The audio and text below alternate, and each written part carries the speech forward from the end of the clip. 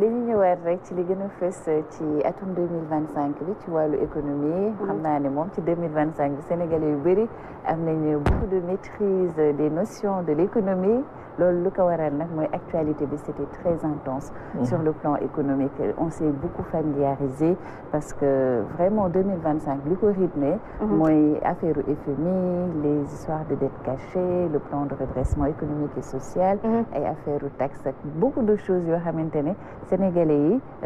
à la force des choses ils étaient obligés finalement de suivre l'actualité économique ñu gis ne aussi tant bien que mal l'État s'en est sorti avec des parades avec des solutions yoo xam ne des alternatives léegi nag dañuy ñëwaat ak ki nga xamante ne mooy docteur Mamor Sène nekk directeur des études de l'Institut des politiques publiques fële ne ca Université Cheikh Anta Diop de Dakar ñëw na wax ñu lan moo marqué les faits marquants donc de l'année 2025 sur le plan économique mais ubbiwaale na aussi une petite fenêtre ci atum 2026 bi ngir ñu mën a xam sur le plan économique ci ban yoon dañuy aw ñu teewlu ko doog a ñëwaat. Puis 2024 di jeex ñuy dugg ci 2025 ci lañu lancé agenda de transformation vision Sénégal 2050 donc ñëpp doon xaar ne 2025 année de mise en œuvre mais bi ñu koy lancé à côté gouvernement bi aussi dafa defoon lu ñu naan audit mu tombé résultat audit yi génn bi résultat yi génnee nag mu vraiment jur ay njàqare ci économie parce que je pense que dans l'histoire du Sénégal on n'a jamais eu un niveau d'endettement de 119%. loolu xawoon na saxal vraiment plan yi nga xam ne gouvernement bi yëpp kii yoon na ko ba pare indi benn rupture de confiance ak ñu naan les institutions de Bretton Woods en particulier FMI donc ñu dugg ci épisode boo xam ne entre dette cachée FMI ainsi de suite vraiment ce débat là donc ak li nga xam ne Sénégal aussi waroon na gën a jëmmalaat boppam pour renforcer confiance bi donc année bi xawoon perturbé aussi ce plan là bi nga xam ne agenda bi ñu waroon doxaluñ ko. À côté aussi nga toog fee agence de notation yi di dégrader sa note dégradé donc vraiment voilà les finances publiques étaient vraiment benn instant balbutiement bu métti lañ nekkoon dégg bi ñu koy dégradé noonu aussi mu tere gouvernement bi mu teg ay jafe-jafe yoo xam ne ba gouvernement bi du mun a dem lebi parce que bu sa note di dégradé wu moom dafay indi benn degré d'insolvabilité. C'est à ce niveau d'ailleurs qu'il faut saluer un peu cette résilience parce que vraiment amoon nañ njàqare ak li dal ci côté bi yëpp notation bi fii institution yi fii FMI rupture de confiance yooyu yëpp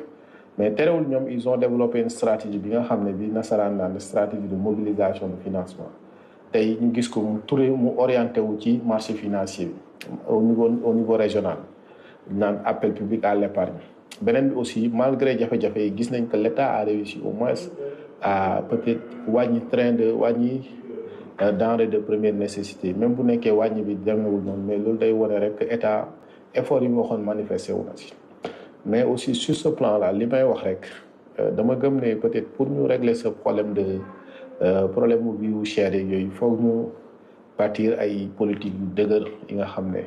booy xool yi wàññi bi demul doon noonu beneen bi aussi état bi dem na ci marché financier régional bi c'est bien c'est une bonne chose mais on espère que 2026 état bi dafa continuer parce que waxoon naa ci benn interview ne lii bu continuer dina indi ay conséquences donc on espère que c'était une alternative mais pour tënku ko rek année bu métti woon la sur le plan économique parce que war a def benn plan bu ñu naan agenda war ko démarrer nga gis ay vraiment ay yeneen perturbations en interne mais booy xool ci diggante bi sax on a inséré un plan de redressement presque plan boobu c'était pour faire face à une nouvelle situation donc plan de redressement boobu moom lañ toppoon di ko jéem a doxal. mu ngoog mu dikk nag ci ponk bu am solo xamaa mu nekk année bu riche 2025 riche mais aussi très éprouvante boo xamante ne autorités yi il a fallu que ñu trouver vraiment des solutions parce que dafa am un lourd héritage boo xamante ne dañ ko am dañu waroon ñëw comment s'est déroulé li nga xamante ne mooy l'agenda national de transformation Sénégal 2050 mais avec les résultats de l'audit bi nga xamante ne dañ ko lancé woon Premier ministre junjooñ na ko depuis septembre 2024 par rapport ak la situation des finances publiques mais lu ci leer vraiment ci atum 2025 bi leen ko am avec les résultats de l'audit bi nga xamante ne dafa ressortir lii di dette bi nga xamante ne mooy Sénégal moom la am mu nekk lu diis loolu wuteeg loolu li nga xamante ne dañ ko annoncé woon ñu nekkoon dans une logique de transparence parce que c'était loo xam ne état bi daf ko assumé woon mënoon nañ ko nëppaluñu ko mais dañoo assumer li nga xamante ne mooy la réalité et au risque aussi de subir yenn conséquences notamment avec le FMI te looloo am depuis loolu ñu ngi naan dañu war a am un nouveau programme avec le FMI waxtaan yi di ñëw ñuy def ay ajustements mais ba léegi nii sotteegul mais à côté état bi aussi comme dañu war a doxal li nga xamante ne mooy réew mi dañu trouver yenn solution ay solutions et des solutions yoo xamante ne